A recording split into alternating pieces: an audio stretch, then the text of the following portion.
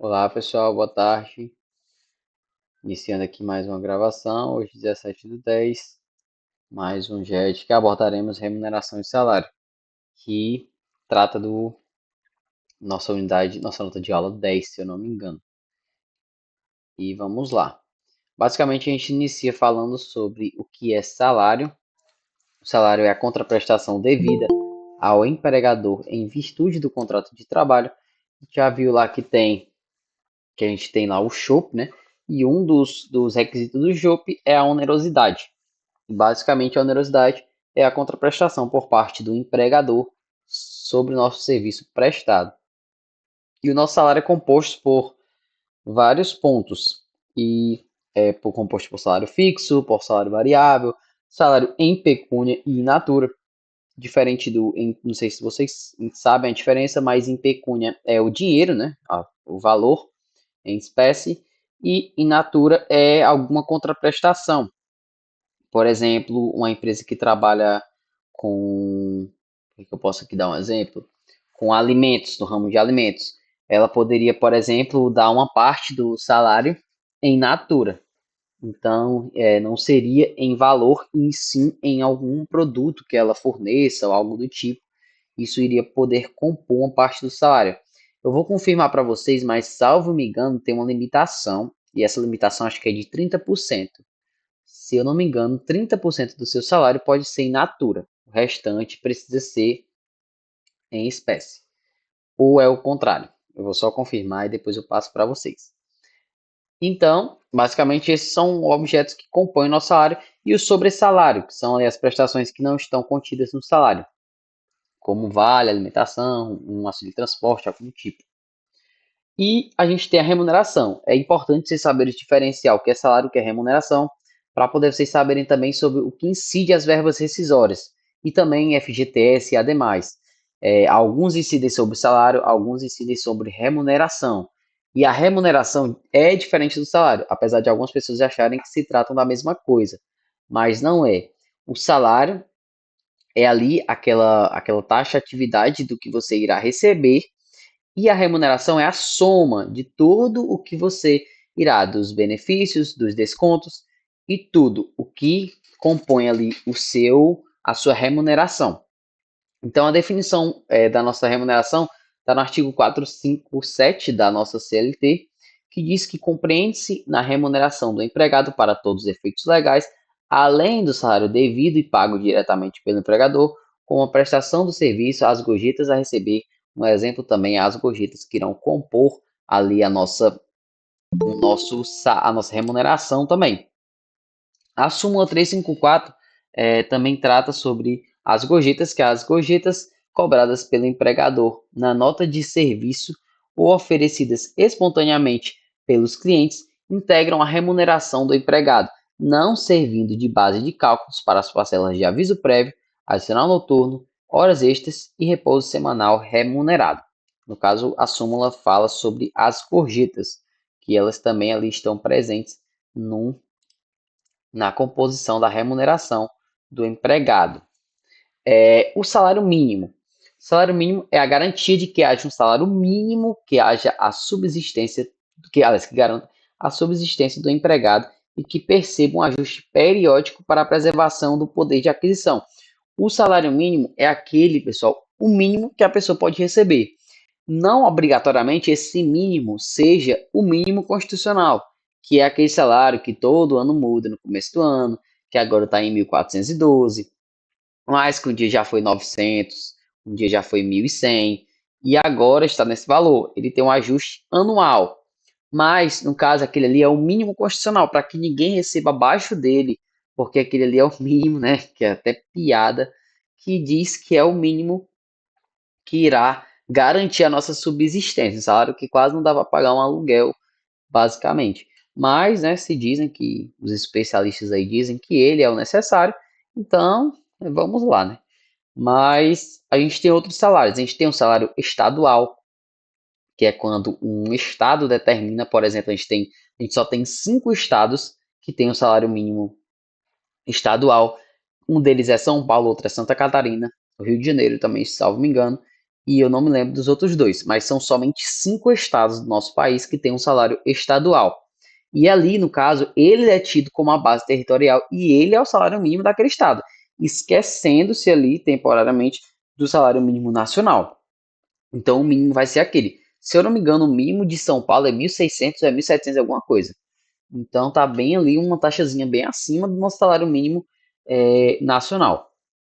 A Constituição Federal, no seu artigo 7º, inciso 4º, diz que o salário mínimo fixado em lei é nacionalmente unificado, capaz de atender às suas necessidades vitais básicas e às de suas famílias, como moradia, alimentação, educação, saúde, lazer, vestuário, higiene, transporte e previdência social, com reajustes periódicos, reajustes esses que são em cima do INPC. Esses são os reajustes à base de cálculos para o ajuste do salário mínimo. E hoje, no caso, está em 1412. A Lei 8.716 de 93 diz no seu artigo 1º que aos trabalhadores que percebem remuneração variada, fixada como comissão, peça, tarefa ou outras modalidades, será garantido o salário mensal nunca inferior ao salário mínimo. Essa aqui, pessoal, é para aquelas pessoas que só recebem o salário por comissão. Por exemplo, se eu não me engano, os vendedores da Casa Pio, das empresas de calçados, normalmente, eles só recebem por venda. Então, eles recebem um percentual em cima de cada venda que eles fazem. Mas a empresa ela tem a obrigação de não, aliás, de garantir que aquele funcionário nunca receba menos que o mínimo. E esse, pessoal, não é o mínimo nacional, é o mínimo da categoria, se ele tem, no caso. Ele tem o salário mínimo da categoria que foi fixado pelo sindicato, então a empresa vai ter que garantir que ele não receba menos que aquele. Mesmo que a remuneração dele em um mês de vendas baixa, por exemplo, seja abaixo do mínimo. Eles vão ter que complementar aquele salário. Por exemplo, o salário dele é 1.400, trabalhando em cima do salário mínimo mesmo. Mas em vendas ele só conseguiu fazer 1.000.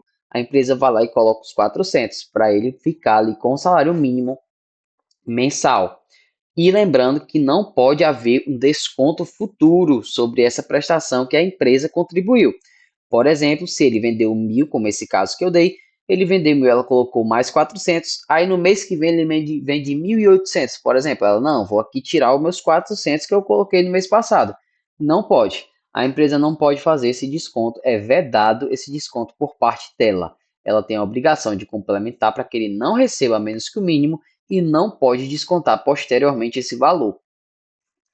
A nossa Constituição também federal, no seu artigo 7º, define que são direitos dos trabalhadores o piso salarial proporcional à extensão e à complexidade do trabalho. Aqui, no caso, está falando sobre o piso da categoria, que é exatamente isso que eu falei do pessoal que trabalha com os varejistas, né? Acho que comerciários, um desses termos, que utiliza para esse pessoal que trabalha nessa rede de calçados. Então, eles têm ali o seu mínimo profissional, que é o salário da categoria, o piso da categoria, chamado comumente, que eles são definidos em acordos também, eles são normalmente são feitos em cima do salário mínimo nacional. Tem uma porcentagem de ajuste, e esse ajuste ele é feito mediante uma convenção coletiva. A convenção coletiva prevê, por exemplo, 3% em cima do salário mínimo nacional. Então, quando o salário mínimo tem um ajuste, ele ajusta-se 3% acima daquele para esse pessoal. Um exemplo, né? Não necessariamente seja assim, mas é um exemplo da forma que eles fazem mais sorrateiramente. O salário mínimo, no caso, o piso salarial, um exemplo aí, é na Lei 18.303 de 2023, uma lei bem atual, que frisa sobre o salário do advogado. O salário do advogado profissional meu Deus, na iniciativa privada no estado do Ceará obedecerá ao disposto na lei. Ou seja, o piso salarial do advogado pela lei federal em 4 de julho de 1994 é de R$ 1.900 para jornadas de até 4 horas diárias ou 20 horas semanais e de R$ 3.100 para jornadas de 8 horas diárias e 40 horas semanais, também ajustado em cima do Índice Nacional de Preços ao Consumidor, o INPC, de acordo com janeiro do ano subsequente, como eu falei. É bem baixo, né? O salário aí para advogado trabalha praticamente no regime seletista para receber R$ 3.100 num curso aí que durou 5 anos. custou a saúde mental, ainda teve que passar na OAB. Mas é isso aí, né?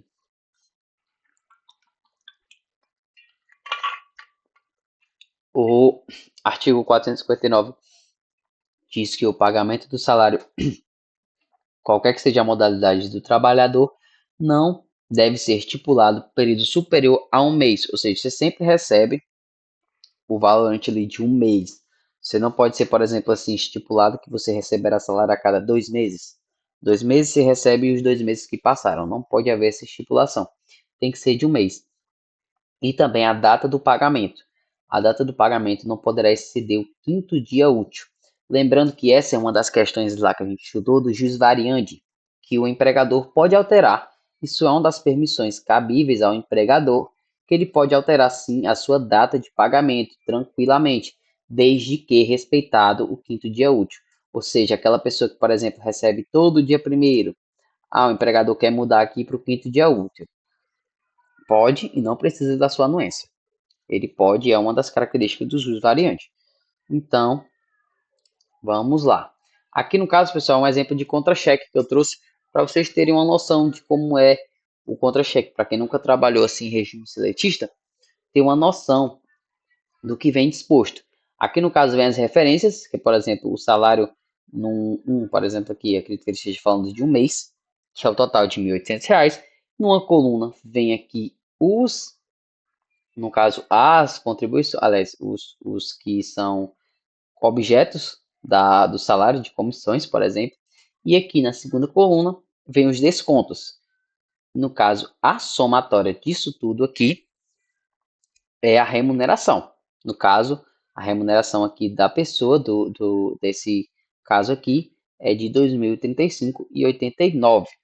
E ele tem um salário líquido de 1.618,17. Aqui no caso tem a base de cálculo do FGTS, o FGTS valor do FGTS dele do mês, a base de cálculo do imposto de renda, que é no caso retido na fonte, daqui os R$ 65,92 e todas as suas incidências, no caso também os seus dados tem que ter o seu cargo, o seu estado de admissão, e todas as obrigações que são cabíveis ao FGTS, perdão, do contra-cheque.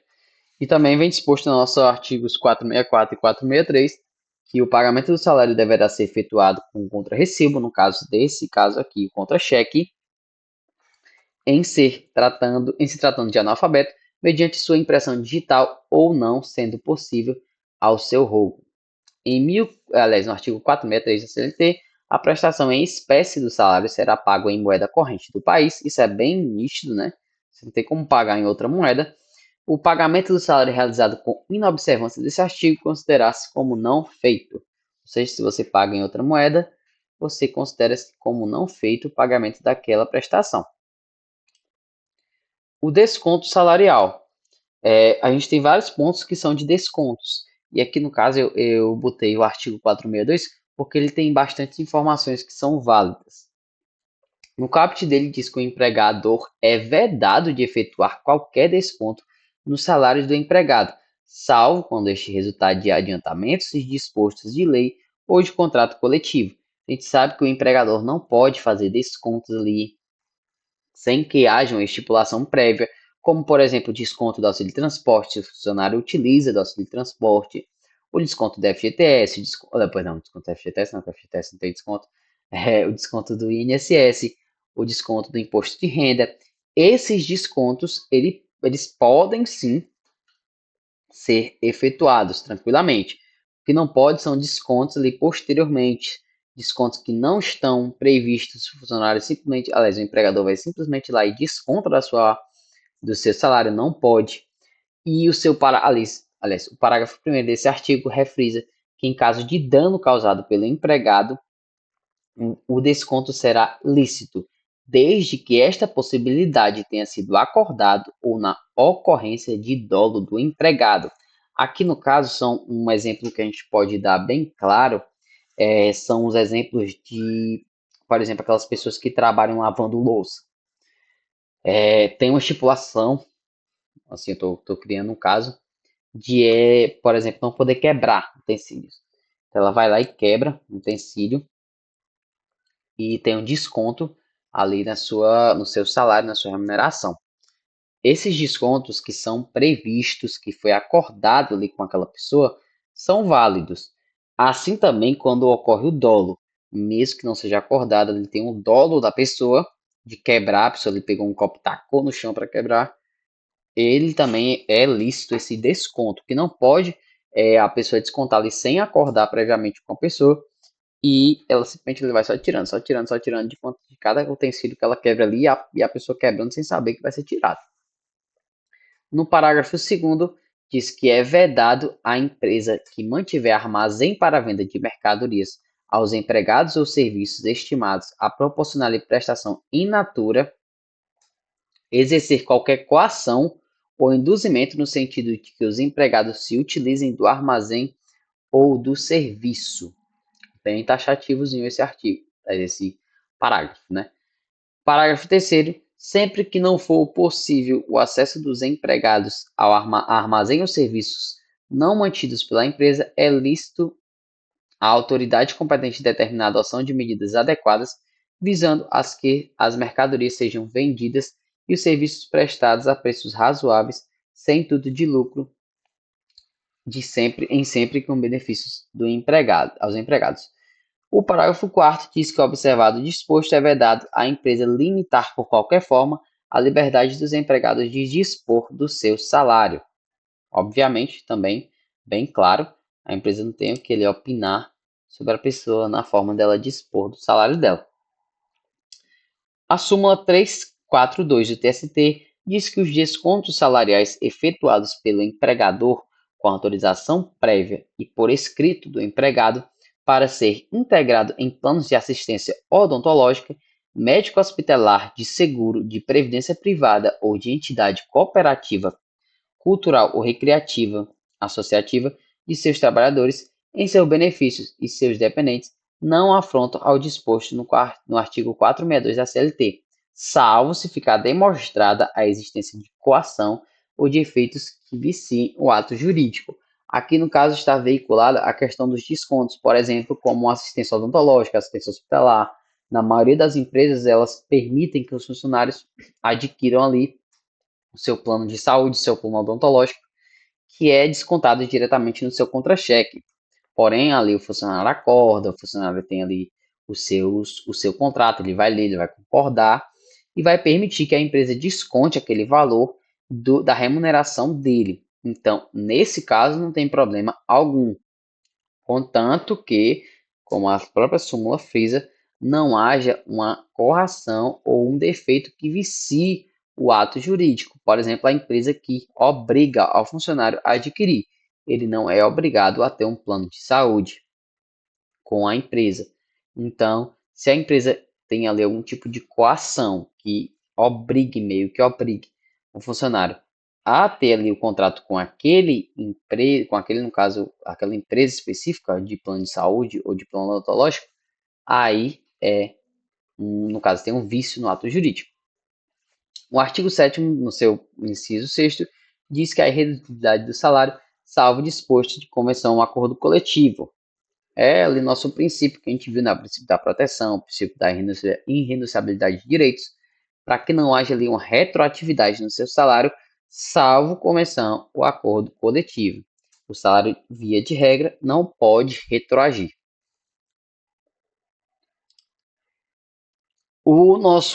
Voltando aqui para o nosso desconto salarial, né, complementando, o artigo 611-A, parágrafo 3º, diz que se for pactuada a cláusula que reduz o salário ou a jornada, a convenção coletiva ou acordo coletivo deverão prever a proteção dos empregados contra dispensa imotivada durante o prazo de vigência do instrumento coletivo.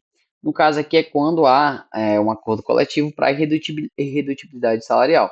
Vocês viram que, no caso, ela não pode ser, via de regra, ter, no caso, essa irredutibilidade. Porém, quando há o acordo coletivo ou a convenção, pode. Só que quando ocorre a convenção e o acordo, eles também precisam prever que haja essa proteção dos empregados contra uma dispensa imotivada. Bem claro, né? Se você vai reduzir o salário da pessoa, no caso, possivelmente uma das possibilidades que a gente vai ver abaixo aqui, que é a conjuntura econômica adversa, possivelmente a empresa não está passando por uma situação legal. E normalmente quando a empresa não está passando por uma situação legal, um dos pontos que ela mais vai diretamente para poder tirar esse mau momento é o funcionário. Bota o funcionário para fora, reduz o quadro e dá uma baixada ali, uma diminuída no seu orçamento. Então, com essa vedação a essa dispensa, tem uma proteção para que o funcionário não seja ali vítima dessa dispensa por parte do empregador, certo? Durante esse período da vigência do acordo coletivo. A redutibilidade salarial, ela é permitida pela flexibilização em 25% do salário e jornada. No caso, respeitando o salário mínimo. Ele deve ocorrer, como a gente citou, em acordo coletivo ou convenção coletiva, deverá ser por força maior ou prejuízos devidamente comprovados, como no artigo 503 da CLT aborda, ou pela lei, no caso, que permite a conjuntura econômica adversa. A conjuntura econômica adversa é basicamente quando a empresa está passando ali por um momento por maus bocados, né? Está passando por um momento de baixa ali no seu momento financeiro ou algo do tipo, e aí ela consegue ali com o sindicato prever uma flexibilização e uma redução no salário e também na jornada. Lembrando que, como a gente viu lá em cima, deve ser garantido um instrumento que preserve o emprego daqueles funcionários. Agora a gente entra em parcelas que não integram a remuneração ou o salário. A gente tem diversas parcelas que não integram a remuneração e o salário. Uma delas é a ajuda de custo, algumas delas ajuda de custo, auxílio alimentação, ajuda de custo, por exemplo, a empresa que dá ali uma ajuda de alguma cesta básica, algo do tipo, uma ajuda de custo em valor, ou transporte, no caso gasolina, algo do tipo, auxílio alimentação, viagens, prêmios e abonos, PLR, que é a participação nos lucros, que a gente viu que não é obrigatório, salário família, que é o salário devido à pessoa ali, que ele é de R$ 62,04, que no caso foi a última atualização, ele é atualizado também mensalmente não, perdão, é, anualmente, juntamente com o salário mínimo, e ele é, no caso, para todas as pessoas que tenham filhos ali até 14 anos de idade. Cada pessoa vai receber ali, referente a cada pessoa, cada criança, no caso, até 14 anos, um valor de R$ 62,04, limitado ao valor de R$ 1.800,19 R$ 1.819,26, que é quando a pessoa atinge o salário e meio. Quando a pessoa atinge ali um salário e meio, que é unificado, ela não tem direito mais ao recebimento do salário família. O salário maternidade, que é quando a pessoa está ali em licença maternidade, aqueles 120 dias, que a pessoa recebe inicialmente da empresa. Para vocês, se vocês não souberem disso, quando a pessoa sai em licença maternidade, o salário maternidade ele é pago pela empresa e a previdência ressarce a empresa ali futuramente, mas inicialmente ele é pago por ela. A gente sabe que a nossa previdência é um pouco demorada, então é meio que já uma garantia de que a condição que a pessoa está ali não é uma pessoa que pode esperar por muito tempo. Ela tem uma pessoa ali para uma criança para dar de alimento, tem que comprar as necessidades básicas da criança, então ela precisa de algo mais emergencial. Por isso a empresa paga e futuramente ela é ressarcida pela Previdência. A aposentadoria, que todos sabem muito bem como funciona a aposentadoria. A alimentação, que é no caso aqui o PAT, que é o desconto na folha com a alimentação, que pode ser descontado até 20% do valor, quando no caso a empresa fornece a refeição, ou então ela dá um pagamento para você comprar algo do tipo, pode haver esse desconto por parte do empregador. E o vale transporte, que é aquele que é descontado também do seu salário e pode ser até 6% do mesmo. 6% é o desconto do vale transporte. A gente tem aqui a súmula 451 do TST, que é sobre a PLR, que diz que fere o princípio da isonomia, instituir vantagem mediante acordo coletivo ou norma regulamentar que condiciona a percepção da parcela na participação dos lucros e resultados ao fato de estar contratado o contrato de trabalho em vigor na data da prestação da distribuição dos lucros. Assim, inclusive a rescisão contratual antecipada é devido ao pagamento da parcela de forma proporcional aos meses trabalhados, pois o ex-empregado concorreu para os resultados da empresa. No caso aqui é para o funcionário que está ali na vigência do PLR. Quando se tem o PLR, eles têm que homologá-lo perante o sindicato. E aí, no caso, tem uma base ali de cálculos, daquele normalmente anual. Está homologado, por exemplo, aí eles passam um ano contribuindo para os lucros. Depois desse um ano, se bateu a meta, se coincidiu lá com as regras da PLR, todos recebem participação nos lucros. Porém, isso também, a súmula aqui é para assegurar que os funcionários que tiveram participação, porém não são mais funcionários, recebam o proporcional àquela participação nos lucros. Outro ponto é a propriedade intelectual. Propriedade intelectual, pessoal, é no caso aquilo ali que o funcionário, ele, por exemplo, faz uma produção na empresa. Por exemplo, ele faz ali um material. Eu já vi um caso de uma pessoa que produziu um material de ensinamento, tipo um tutorial de como movimentar uma ferramenta de trabalho, de como fazer um arquivo, aliás, por exemplo, ou trabalhar em um ambiente digital. Aí, no caso, a pessoa fez ali, produziu aquele tutorial e tudo mais, e ele foi utilizado para, no caso, outros funcionários. A mulher saiu ali, por exemplo, acho que foi uma mulher, se eu não me engano, ela saiu e a empresa continuou utilizando o material dela. Aí, no caso, tem o artigo 454 e o seu parágrafo único para definir sobre essa propriedade intelectual. O caput do 454 diz que, na vigência do contrato de trabalho, as invenções do empregado, quando decorrentes de sua contribuição pessoal e da instalação ou equipamento fornecido pelo empregador, serão de propriedade comum, em partes iguais, salvo se o contrato tiver por objeto implícita ou explicitamente pesquisa científica.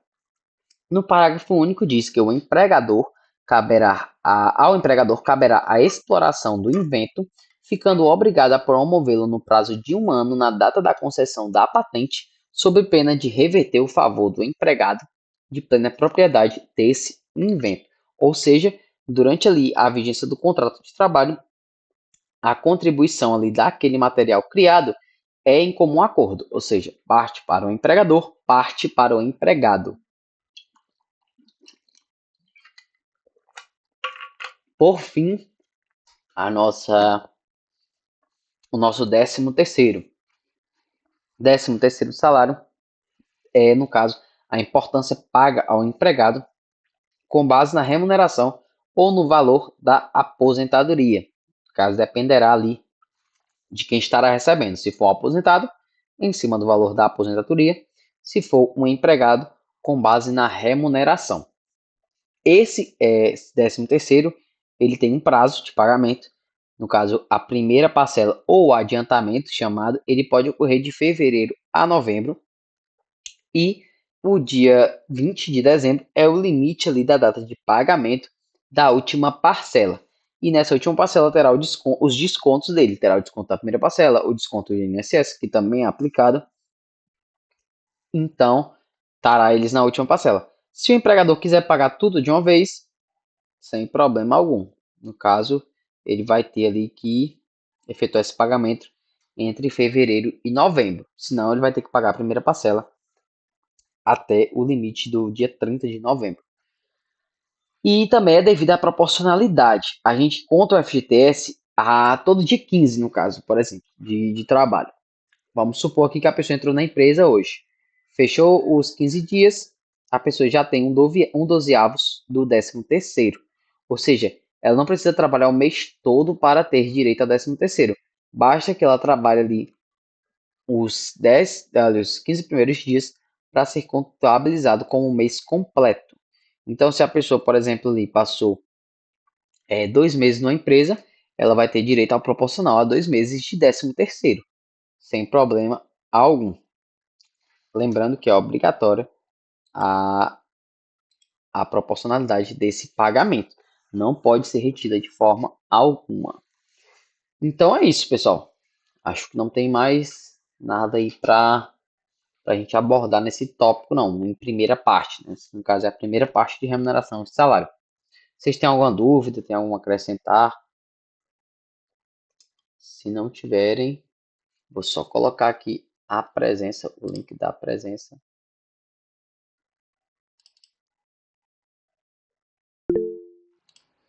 E aí, para quem ficou aqui na gravação até o final, se quiser, no caso, a presença, é só mandar um resumo, algo que comprova a sua presença, que eu aplico sem problema algum. Valeu!